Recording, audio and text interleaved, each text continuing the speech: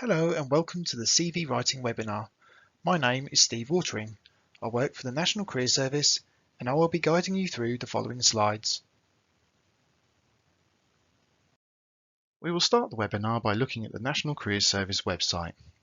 This includes a Contact Us section, which not only highlights the 0800 100 900 number, but also provides hot links to our email and web chat services. The Help to Get a Job section covers a range of topics such as filling out application forms, furlough and more. Whilst the Find a Course section provides an opportunity for you to explore courses local to you using the research engine provided. Aside from this, under the Skills Toolkit section, there are also free online digital literacy and numeracy courses. These range from introductory to advanced level. The Skills Assessment section provides you with an opportunity to identify potentially suitable career options by completing one or both of the quizzes, which subsequently points you in the direction of the Explore Careers section. Here you will find over 800 different career options hidden behind 25 different career areas. The aim of this webinar is to provide you with current knowledge and information on CV writing. The key word here is current. Unfortunately, there is a lot of out-of-date information on the internet. Some experts say as much as 75%. So it's important that you have this up-to-date information. Hence, the outcomes are: know how to compile an effective profile, how to do yourself a justice in your employment history, and take on board other hints and tips to make your CV more effective. So let's start by looking at the flow of the CV. Initially, the employer will want to know who you are and how to contact you, hence the personal details come first. Then comes the profile. This is a quick introduction to the rest of your CV. Get this right and the employer will want to read on. Get it wrong and they'll stop reading. They will also want to know what skills and qualities you've got that they're after. So you'll need to edit this section to suit the job role.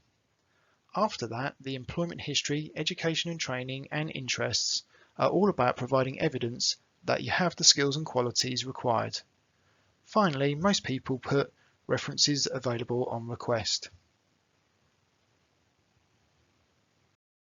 When it comes to personal details, less is more, as in more beneficial. Why do I say that? Well, according to experts, employers spend on average 8 or 9 seconds looking at a CV. Why is this? Well, imagine an employer has over 100 CVs to look through. They don't have time to go through each one thoroughly, so they'll likely start with a quick sift. For example, who lives most locally? In this instance, adding your location could either be detrimental or advantageous. This is why we recommend you only add your name, mobile, email, and avoid silly email addresses.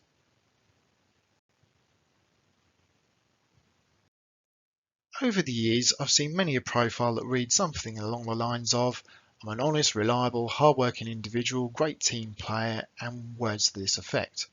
Unfortunately, this is too generic, which is why I've devised this 5-point plan to help you write an effective profile. It's always good to start with the experience.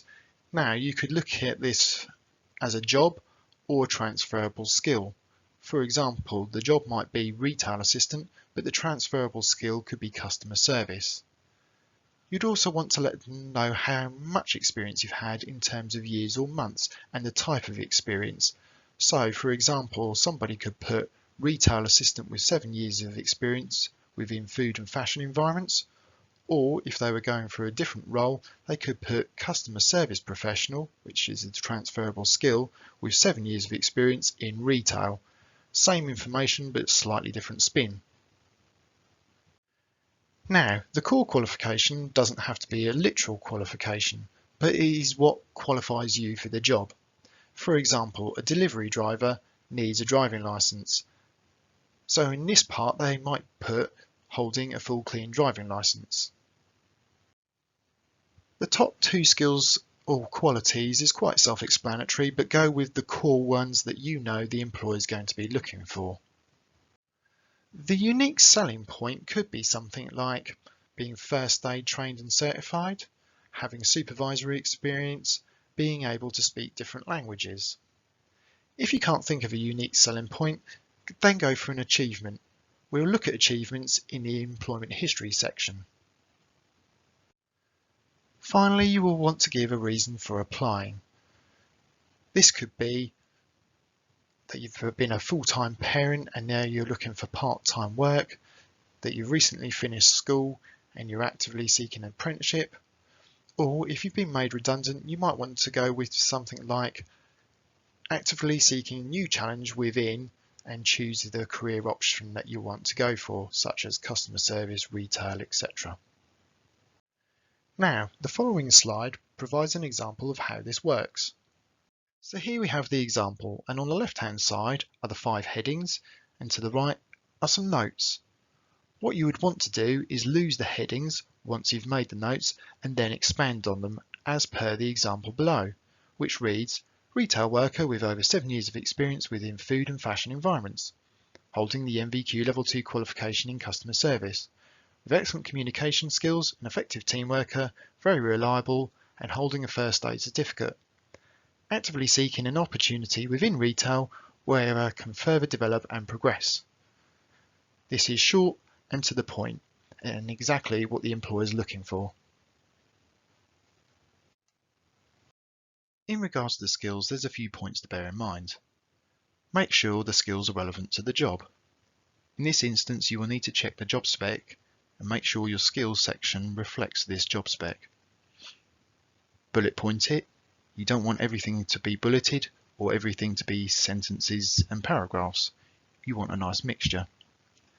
Include positive descriptive words. So you could be organised, or you could be highly organised or well organised. Finally, provide clarity or evidence when required. IT skills is a bit vague. Are you a programmer, a technician, or good with Microsoft Word and Excel? It's not clear at this stage. Equally, excellent sales ability sounds good, but where's the evidence? So it's worth adding just a little bit more. Another section of the CV that often requires enhancing is the work history. This example is based on a lady I met who only had the job, employer and dates listed. I asked her why and she said, well, everybody knows what a cleaner does, so what's the point? It's always good to let the employer know what you can do, so this is where the responsibilities come into play. And I had this conversation with the lady and she started to expand on what she did. As she did so, I made a note of her responsibilities, which included emptying the bins, cleaning toilets, dusting, hoovering and all the rest. At the same time, I also noted down her achievements, such as being given keyholder responsibilities, being promoted to supervisor, completing cosh and buffing machine training, and more. When I showed her this, she said, wow, this is the first time I felt proud to be a cleaner. That is the value of the achievements. It can boost your confidence. Another key factor with the achievements, though, is it can add weight to your skills. For example, what does being a keyholder say about you? That you're honest, trustworthy, reliable, punctual, things like these, because you're not going to give the keys to somebody who's not got those skills. Now, the next slide is particularly useful for those that have worked in the same role, but for different companies. Here we have what I call an example of chunking. I call it that because I've chunked all the information together. So, because I've chunked all the work together, I only have to write the responsibilities out once. But please remember to be more specific with your achievements. So don't put promoted to deputy manager, otherwise the employer will assume you were promoted at all 4 places. In this instance, we've put promoted to deputy manager at HMV. When it comes to education and training, you don't need to state where you studied the qualification or the dates. After all, the key thing the employer is interested in is what you obtained, be it qualifications, certificates, or professional development. If a certificate has run out, you could still include it on your CV, but make sure you add refresher required. And finally, not all training is certified, but doesn't mean it's any less relevant, so please include this under professional development, for example, till training. Interests are things that you like to do in your spare time, but whether you include this section or not is optional. However, interests can demonstrate your suitability for a job. For example, you might regularly go to the gym to keep fit and pump iron. This would clearly link in with physically demanding work like construction. Interests can also be used as an icebreaker in a job interview, but don't lie. One young lady said that she liked reading. Then, in her interview, the employer asked, "Who's your favourite author?" Her response, "What's an author?"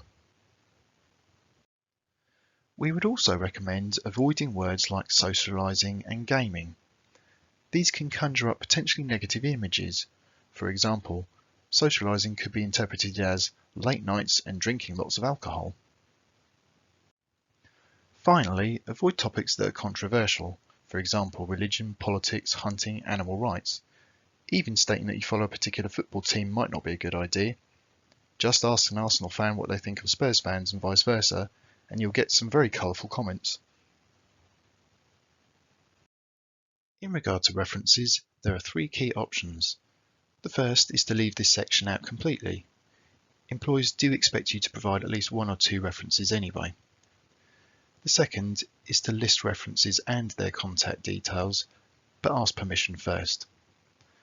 The third is references available on request or interview. This is probably the preferable option, as you are letting the employer know that you have references, but if they want to know more, they just need to ask. There was some research carried out to identify the CV writing mistakes that frustrate employers. Here are the top 5. At number 5, too long or too short. Basically, your CV should be 1 or 2 pages long. Anything longer and the employer is likely to switch off. Number 4, visually unappealing and difficult to read. Please choose one font, such as Times New Roman, Arial or Calibri, and a readable font size. Number 3, not tailoring your CV to match the job. Basically, this links in with the profile, which needs to be targeted, not generic. So please do make use of the 5-point plan to devise an effective profile. Number 2, listing duties instead of individual achievements. This links in with the employment history section, so please make sure you do yourself a justice and include some achievements. Finally, at number 1, typing errors, poor spelling and grammar. There is often a spell check function on computers, but this doesn't always pick up every single mistake. So getting a fresh pair of eyes to check over your CV is always a good idea. So we've come to the end of this webinar, and I'd like to thank you for your time, and I trust that you'll find these pointers a useful starting place in moving things forward in a positive way. Please be aware that there are other webinars within this series. See below for more details. And you are obviously more than welcome to access these for further support. Finally, if you want further support, you can speak to an advisor today by calling 0800 100 900 or going on the National Careers Service website to access the email or web chat facilities.